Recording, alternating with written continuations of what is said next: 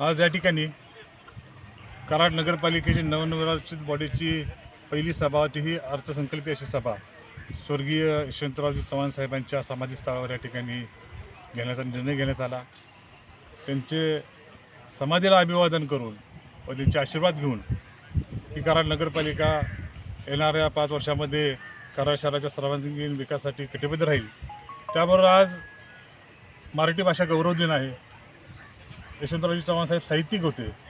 आज त्या साहित्यिकांच्या त्यांच्या भूमिकेला अनुसरून आपल्या पर्णकुटीमध्ये स्वर्गीय यशवंतरावजी चव्हाण साहेबांच्या जीवनावर आधारित आज वाचनालय या ठिकाणी आपण चालू करतो आहे. आणि खऱ्या अर्थानं कराड शहरातील साहित्यिक श्रीनिवास कुलकर्णी यांना जो महाराष्ट्र शासनाने विंदा करंदीकर यांच्या नावाने जीवनगौरव पुरस्कार दिला आहे, त्यांचाही येणाऱ्या जनरल बॉडीला कराड नगरपालिका नागरी सत्कार करणार आहे. अर्थसंकल्पीय यशवंतराव चव्हाण साहेबांच्या इथे सभा घेत आहे.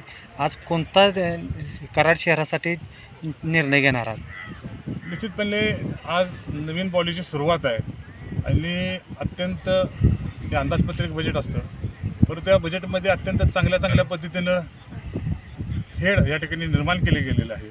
येणाऱ्या पुढच्या वर्षामध्ये काय नियोजन करायचं आहे, गावाचा सर्वांगीण विकास, मग ते कला असू दे, क्रीडा असू दे, शिक्षण असू दे, आरोग्य असेल, स्वच्छता असेल, सर्व विचार करून अतिशय चांगल्या पद्धतीने अर्थसंकल्प या ठिकाणी आम्ही मांडतो.